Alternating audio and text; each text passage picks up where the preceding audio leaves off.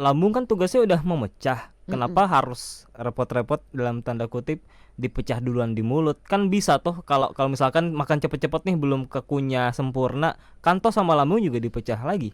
Tapi kerja lambung jadi lebih berat Berat. kan. Yang tadinya harusnya udah lumat, Mm-mm. sampai di lambung, misalnya wortel yang Mm-mm. tadinya gede-gede, Mm-mm. nyampe di lambung udah hampir setengah bubur. Jadi di lambung tinggal gampang, Meringankan. nguleknya tinggal dikit gitu. Berarti nggak boleh ya kalau lambung tuh kerja terlalu keras gitu ya, karena makanan yang kita Ya masukkan tuh kasihan belum terlalu. lambungnya, capek nanti Nah, hidupnya berat.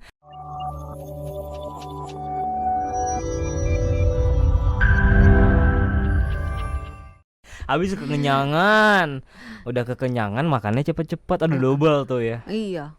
Tadi kan Terus untung nggak langsung baring. ah kalau Kalau langsung langsung baring baring double. bisa jadi asam lambungnya naik ke atas. Emang kenapa sih dok nggak boleh makannya tuh cepet-cepet?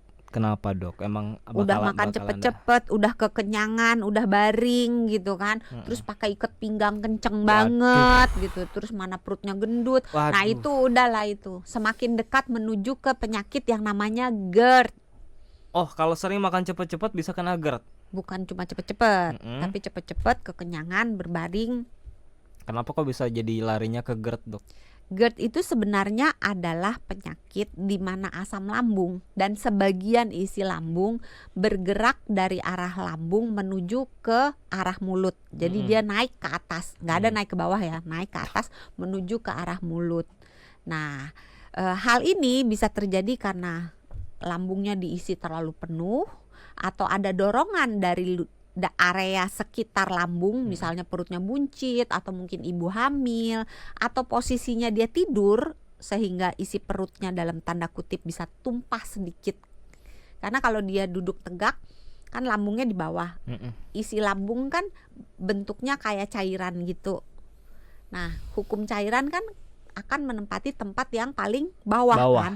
Nah, kalau kita berdiri maka dia susah bergerak ke atas. Tapi kalau dia tiduran, apalagi kalau ruku, membungkuk, itu akan lebih mudah tumpah dalam tanda kutip. Ngerti. Ya kan? Karena secara hukum gravitasi cairan akan bergerak menuju ke Bawah. bawah. Nah, kalau misalnya mau terhindar dari GERD, ya tapi tadi yang selain isi lambungnya terlalu penuh, bisa juga terjadi karena katupnya antara bagian selang makanan yang menghubungkan mulut dan lambung itu di katupnya itu lemah. Mm-mm. Jadi secara natural, secara alami Tuhan itu menciptakan manusia luar biasa. Jadi antara bagian bawah pipa saluran dari mulut ke lambung itu dikasih katup. Tujuannya apa? Kalau kita membungkuk habis makan, makanannya nggak tumpah, kita nggak muntah gitu. Nah, pada beberapa orang katup ini lemah. Misalnya kalau kebiasaan merokok atau kebiasaan minum alkohol atau makan beberapa jenis makanan tertentu itu bisa melemahkan katup Katup. ini. Kalau katupnya lemah, maka isi lambung mudah bergerak ke atas. Kalau dia bergerak ke atas, jadilah penyakit GERD. GERD. Kalau dia sering, lebih dari 2 kali seminggu. Tapi kalau cuma sekali-sekali, misalnya pas lagi ditraktir sama temen, terus kekenyangan gitu, atau habis AIC, habis makan all you can eat, terus kekenyangan sekali-sekali aja, itu namanya asam lambungnya naik. Tapi belum penyakit. Tapi ketika naiknya itu menjadi rutin, GERD lah. maka jadi GERD. Tadi kan dokter bilang kalau makannya mindful, misalkan katakanlah 20 menit, kan jarang ada yang kekenyangan ya. Berarti kekenyangan itu biasanya efek dari orang-orang yang sering makan cepet gitu, mungkin kurang lebih ya, kemungkinan condongnya. Harus disertai dengan penuh dan lambungnya asam. Jadi kalau dia makannya cepet tapi nyicil, bisa aja nggak kena GERD. Misalkan makannya cepet, abis tapi itu cuman seperempat piring seperempat gitu. abis itu melakukan aktivitas lain. Kayak Terus saya nanti misalkan makan lagi. kayak misalkan saya lagi Nyicil siaran kan nih itu ya, judulnya kan. nyicil kan. Ini mau ngomong dulu, abis itu makan. Sekarang itu. ngomong dulu ayo. Nanti makan lagi Nah ya. ini ngomong ini makanya tadi bolak-balik ngambil. Karena makanannya belum habis ya. Kalau kita makan terlalu cepat nih dok, apa sih yang sebenarnya terjadi di dalam sistem pencernaan kita? Makanannya itu belum hancur dengan Sempurna. cukup baik. Oke. Karena fungsi lambung itu kan sebetulnya menghaluskan makanan yang sudah dihaluskan oleh gigi. Jadi Oke. kita di dalam mulut kita itu proses pencernaan sudah dimulai dengan enzim pencernaan. Oh ya, di mulut ya.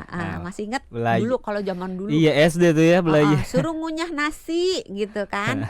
Coba nasinya rasanya apa? Lama-lama kan kalau dikunyah nggak ditelen-telen lama-lama manis kan. Nah itulah kerjanya enzim di air ludah. Nah terus selain oleh enzim, dengan dikunyah secara mekanik itu dihancurkan, jadi kayak diulek gitu loh makanannya, kayak dicacah-cacah, kayak dipotong-potong kecil-kecil. Karena kalau makanan itu mau diserap oleh tubuh, dia harus tersedia dalam bentuk yang sangat kecil. Jadi udah tinggal diserap udah gampang gitu. Kalau nasinya masih gede-gede nggak bisa dipecah oleh enzim, jadi dia secara mekanis harus diulek gitu, diperes-peres, dihaluskan. Nah, terus bercampur dengan enzim pencernaan baru bisa diserap. Tadi kan kata dokter lambung tugasnya adalah untuk memecah juga kan. Makanya lambung kan suka melakukan itu kan kontraksi. Lambung kan tugasnya udah memecah. Kenapa harus repot-repot dalam tanda kutip dipecah duluan di mulut? Kan bisa toh kalau misalkan makan cepet-cepet nih belum kekunyah sempurna, kan toh sama lambung juga dipecah lagi. Tapi kerja lambung jadi lebih berat. Kan? Yang tadinya harusnya udah lumat sampai di lambung, misalnya wortel yang tadinya gede-gede nyampe di lambung udah hampir setengah bubur. Jadi di lambung tinggal gampang, nguleknya tinggal dikit gitu. Berarti nggak boleh ya kalau lambung tuh kerja terlalu keras gitu ya, karena makanan yang kita masukkan tuh belum terlalu capek nanti. Hidupnya berat. Nah, kalau apa yang bakal terjadi dok kalau kita makan cepat-cepat belum terkunyah secara baik, secara lumat, terus udah masuk ke lambung? Intinya kalau untuk ke GERD perhatiannya itu lebih ke volumenya terlalu banyak, terus lebih ke jenis makanannya itu yang asem, yang pedes, yang terlalu banyak rempah, yang terlalu banyak minyak, yang terlalu banyak soda, banyak ya, terlalu banyak kafein dan beralkohol. Nah, termasuk makanan-makanan yang difermentasi yang sifatnya asam. Itu kalau dalam jumlah besar, jadi kalau pedesnya cuman ya cabai 1 misalnya masih oke. Tapi anak zaman sekarang kan kalau makan ya cabenya itu 1 genggam gitu. Jadi kasihan perutnya, itu bisa berujung pada peningkatan asam lambung. Kemudian peningkatan asam lambung itu kalau dia banyaknya di lambung, itu dia bisa jadi sakit emah. Beda lagi tuh ya. Beda. Tapi kalau misalnya asam lambungnya itu nggak cuma diem di lambung, dia naik ke atas, jadi asam lambung naik. Kalau asam lambung naiknya itu kejadiannya lebih dari 2 kali dalam seminggu, jadilah penyakit asam lambung. Penyakit asam lambung itulah yang kita kenal sebagai GERD.